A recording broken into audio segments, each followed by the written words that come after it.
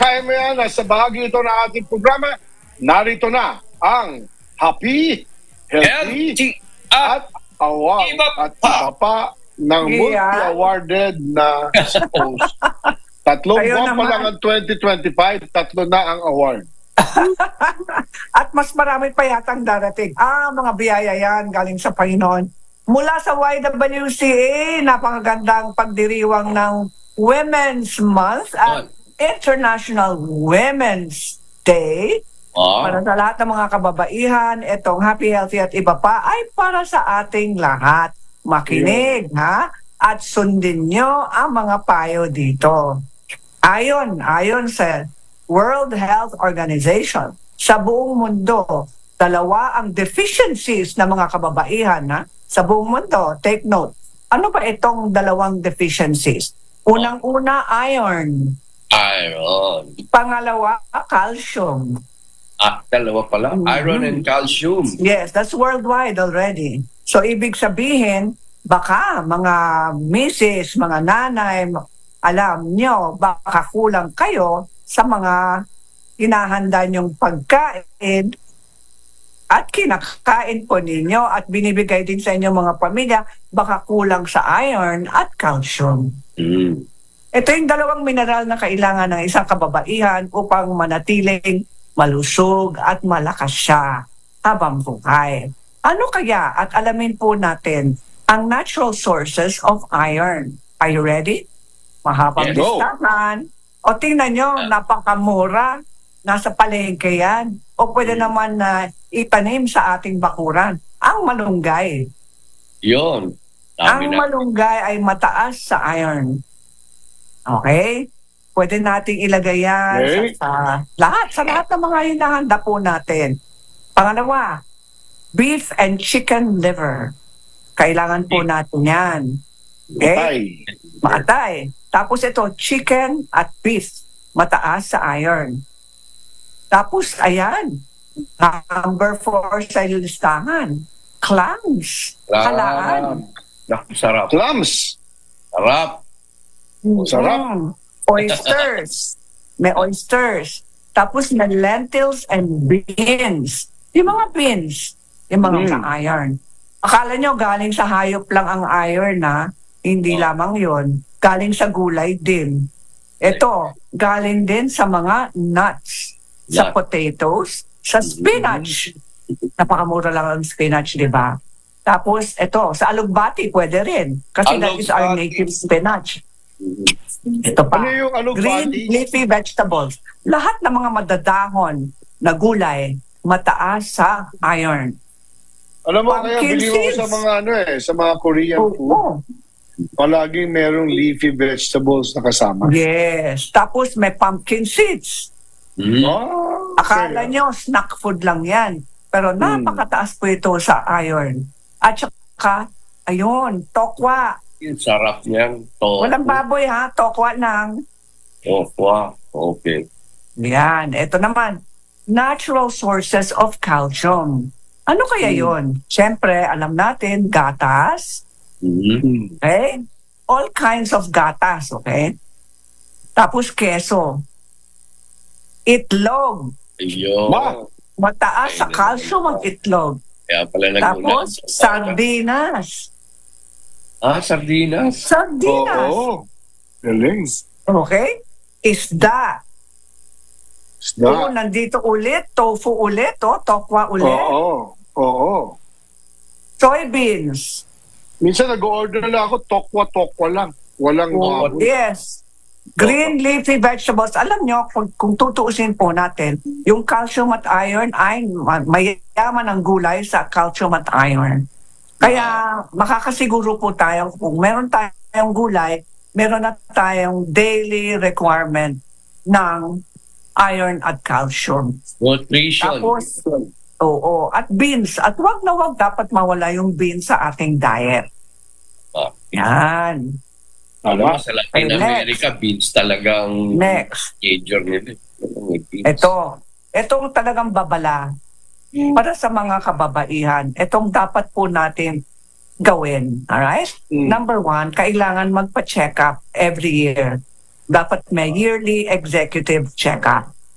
Kung wala kayong budget for executive check-up, ipa-check up na lang muna ang inyong puso, yung blood chemistry natin, at saka colonoscopy tayo. At saka magpa-pap smear. Okay? Magpa-pap smear po tayo. At breast examination. Okay? May mammography. Yun lang. Yun ang basic muna para sa isang babae. Tapos, syempre, kailangan talagang huwag kalimutan kumain ng masustansyang pagkain. Huwag na kayo kumain ng kahit gutom na gutom po kayo at nakikita nyo nasa harap nyo, huwag nyo kainin yung junk food na yan. Walang calories ang junk food. 0 calories. Can you repeat after me? 0. 0. No calories. Yeah. Kahit gutom ka. Number 3, bawasan ang increase dapat ang gulay at protina. Para sa mga babae ito. Kasi mga babae, hindi mahilig talaga kumain ng protein. Galing sa mga hayop. Okay. Tapos i-decrease. Bawasan ang carbohydrate at matamis o asukal. Lagi. Kasi bakit? Ayaw natin magkaroon ng diabetes. Ito pa. Kailangan i-control ang sugar cravings. Alam nyo yung mga babae, mahilig talaga sa mga desserts. Pag may party, sigurado yan. Mas maraming postre sa mesa kesa putahe. Totoo yan. Mas maraming dessert sa dessert table kesa pagkain na nasa main buffet. Tsak yun. Kaya mahirap talaga mag-control pag may mga fiesta. Kaya please, control your sugar cravings. Ayan na ito. Napakahalaga, di ba? Stay hydrated. Kailangan uminom ng sapat na tubig. Ayaw na natin ma-dehydrate po tayo. Okay. Maraming nagtatanong sa akin, Diyos ko, anong sekreto ng magandang kutis? Ang sagot ko ay, kailangan uminom ng maraming tubig. Kahit wala hindi kayo uhaw? Kahit wala kayong thirst signals, kailangan uminom ng tubig. Every 30 minutes, umiinom po kayo ng tubig. As a matter of habit, mga kababaihan. Alright? Tapos, eto. Yan ang secret ng beautiful skin. Hydration. Siyempre, ang next secret ng beautiful skin ay vitamin C. C.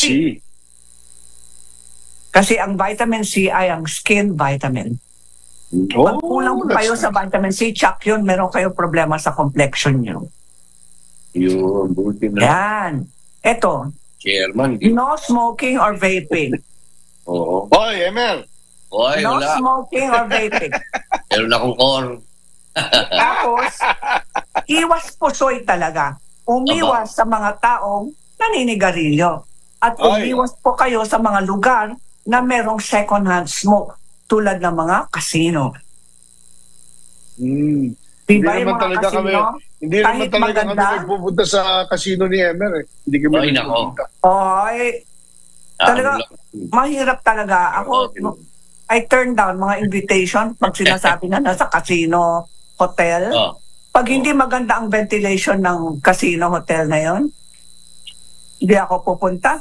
Hindi, pupunta lang tayo, Cory, pag masarap yung buffet. Oo nga. Pag masarap ang buffet, kailangan doble ang mask.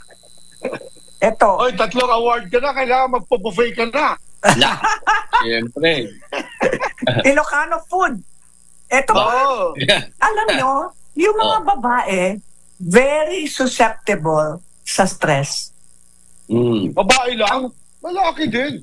Ang mga lalaki din, pati yung mga babae more. Kasi ang mga kababaihan, mga babae, ang natural nature po natin ay to nurture. Diba? Sobrang mapagmahal ang mga babae.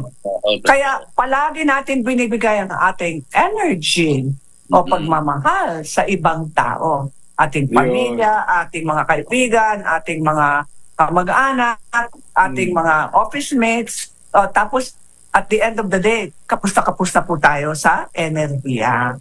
Kaya kailangan, mga kababaihan, live a little something for yourself. Yan yun naman sa Yes, kaya yan tinatawag na self-care. For me. Self-care. Yes, tama. You should have me time. Me time. Ito, manage your emotions. Kasi tayo mga babae, we are so emotional. Everything comes from the heart. Kaya kailangan take care of your heart. Yeah. Kasi studies have shown worldwide na tumataas na yung mga figures na more women die from heart disease than breast cancer. Oh, okay. Tumataas na yung mga figures sa buong mundo. Kaya manage your heart and take care of your heart. Tapos ito, learn how to relax. Kailangan ng 7 to 8 hours of sapat na tulog. Kailangan, huwag kalimutan magdasal at mag-meditate. Tapos, take up an exercise that can relax you tulad ng yoga, tai chi, qigong. Mga relaxing na mind-body exercises. Tapos, never forget, Women's Month, International Women's Day. Kailangan para sa atin, meron tayong sariling oras para sa ating beauty time, ating me time, ating self-care time. And then, finally, kailangan protektahan po natin ang ating inner peace. Yung katahimikan sa loob ng ating sarili. At syempre, respetuhin natin ang ating sarili. Respect. Always respect. And finally, remember, love yourself. Love yourself. And then, ang positive thought for the day para sa mga kababaihan, I am woman. I am a woman. Bye-bye. Thank you. Yan po ang happy, healthy, iba pa. Remember, love yourself. Love yourself. Yan po ang happy, healthy, iba pa ng multi-awarded. 3 na sa 2025 pa lang. Cory Quirino. Kami ni Emer. Narinig namin, bawal na ang sigarilyo at vape. Emer, ha? Yes, bawal yan. So, ulit sa ating 4:36 ng hapon ako. Pagbalik natin, makakausap natin, Olympian. Yun! Isang taekwondo expert at napakahusay na public servant. At dapat tuloy-tuloy na sa Makati.